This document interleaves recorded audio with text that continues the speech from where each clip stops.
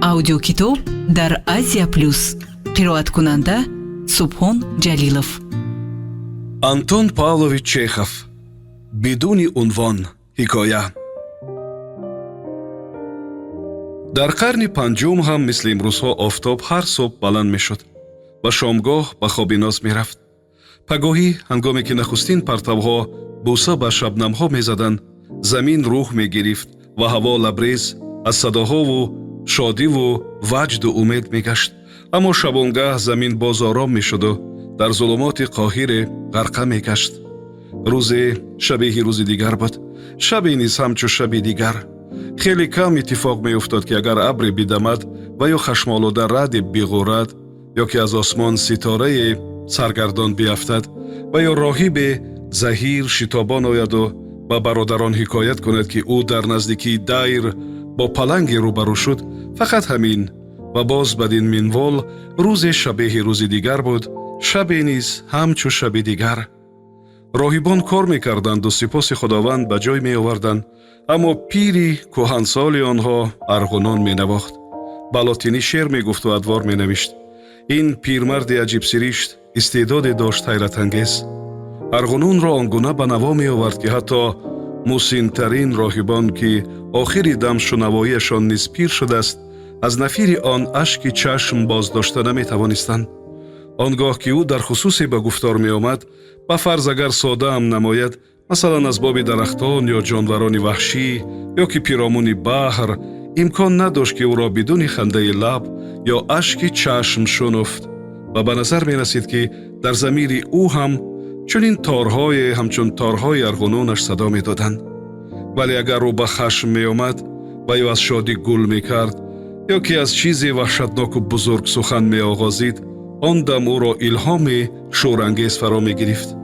дар чашмони дурахшонаш ашк ҷило медод, рухсорааш гулгун мешуд, садояш раъдосо меғурид ва роҳибони ҳушу гӯш ба гуфтори ӯ эҳсос мекарданд ки рӯҳи онҳо чӣ андоза гирифтори банди илҳоми ӯ гаштааст. дар ин гуна лаҳазоти муҷаллалу шигифтангиз ҳукми вай беҳадду ҳудуд мегашт.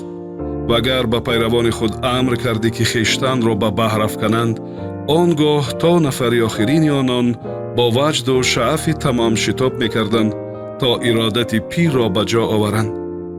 барои роҳибон созу овоз ва ашъоре ки ӯ худованд ва осмону заминро ниёишу ситоиш мекард, сарчашмаи мудоми хушнудӣ буд.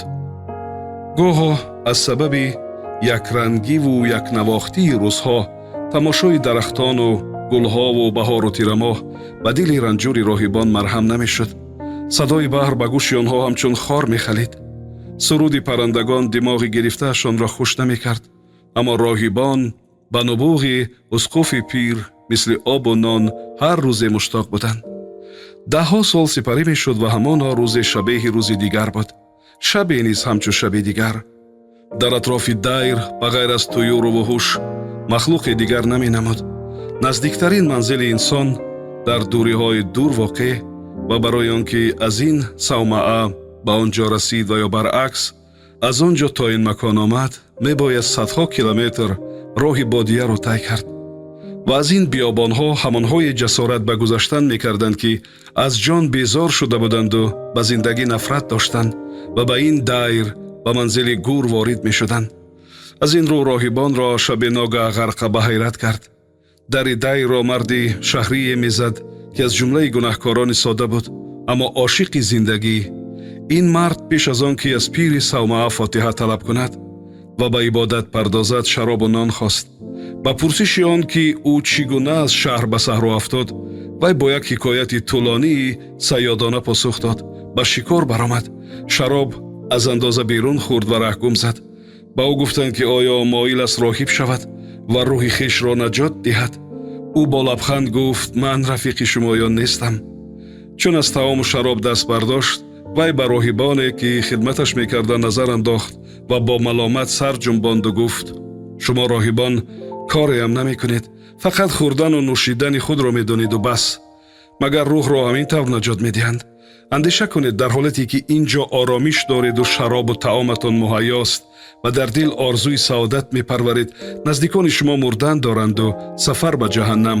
охир як бубинед ки дар шаҳр чӣ кор карда истоданд.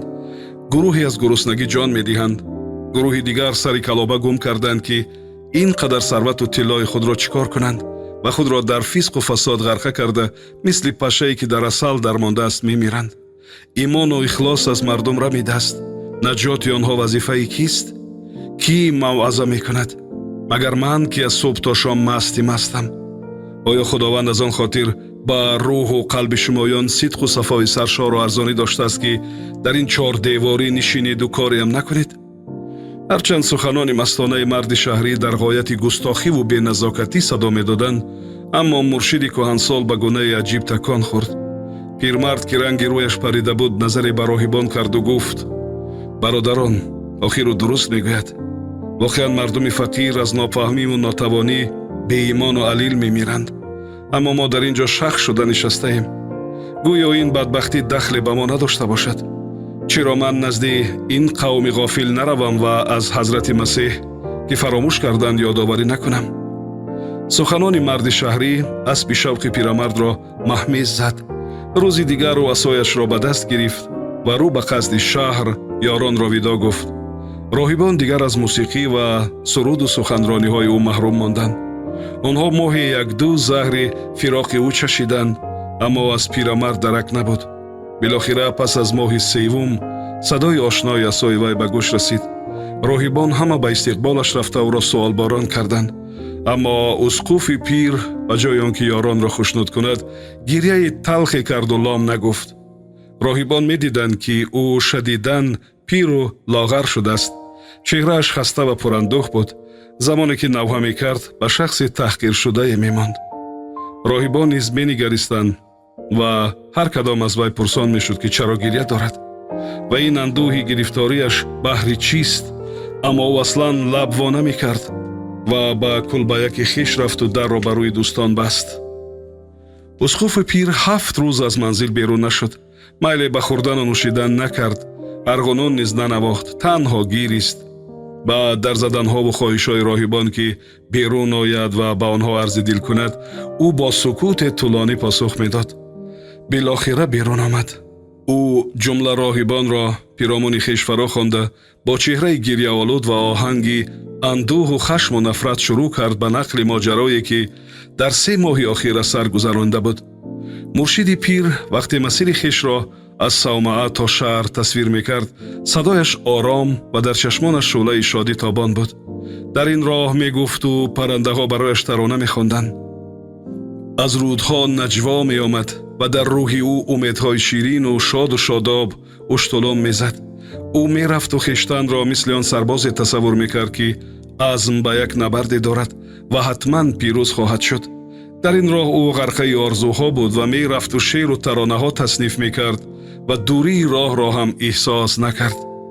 аммо чун риштаи сухани ӯ аз шаҳру шаҳриён гирах хӯрд, садояш ба ларзиш омад ва чашмонаш ба дурахшиш сартопо хашмгин шуд. роҳиб дар шаҳр ба он чизе дучор омад ки ҳеҷ гоҳ дар умри хештан надида буд. ҳатто чунинеро тасаввур ҳам надошт.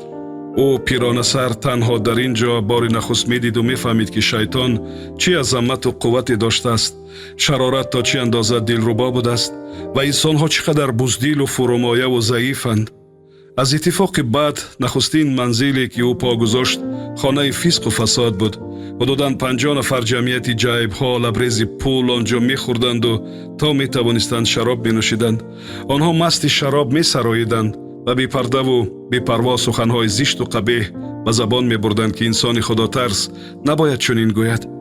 онҳо ки марзи озодиву озодагиро, хушҳолиро то ҷое имкон дорад поймол карда буданд, на тарсе аз худо доштанду на аз шайтону на аз марг.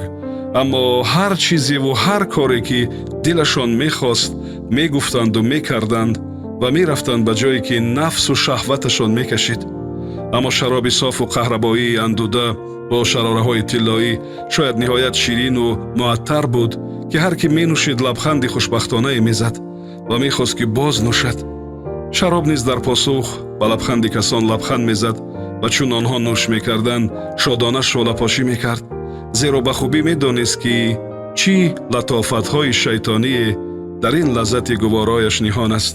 пирмард ки аз гирьяву хашм бештар оташ мегирифт достони худро аз он чӣ ки дида буд идома медод. дар баробари мизи наёшон мегуфту як рӯз пии нимбараҳна истода буд. дар ин дунё ҳамчун ӯ танно зеву парисоеро тасаввур ва ё пайдо кардан душвор аст. ин вуҷуди палид ҷавон буд, гесувони дароз ва симои гандумгун дошт, бо чашмони сиёҳу лабони фарбеҳ, бешармонаву густохона дандонҳои монанди барф сафеди хешро намоиш медоду механдид, мисли ин ки мехост гӯяд: бингаред, ман чӣ қадар густохам, чӣ қадар зебоям. парниёну зарбофти чину чини зебо дар бозувони ӯ ҳамоил буданд, аммо зебоӣ намехост зери пироҳани ӯ пинҳон монад ва мисли сабзаҳои аз зери хок наврӯстаи баҳорӣ ҳарисона аз миёни порчаҳои ҳарир сар ба намоиш мекашид. ин ифрити ғаммоз шароб менӯшид, суруд мехонд ва ҳар вақт ки касе ба ӯ майл мекард розӣ мешуд.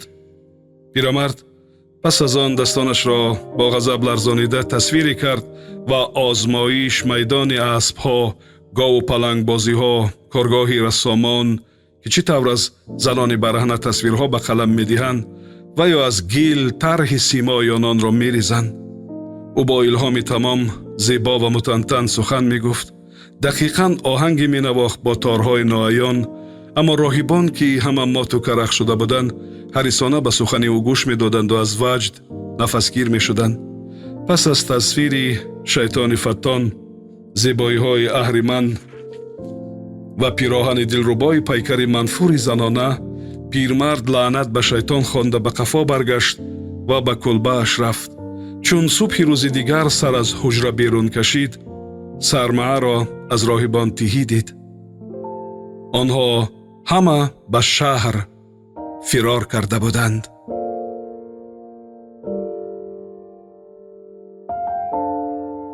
сомиёни азиз, шумо ҳикояи Антон Павлович Чеховро бо номи «Бидуни унвон» дар тарҷумаи Обиди Шакурзода шунидед.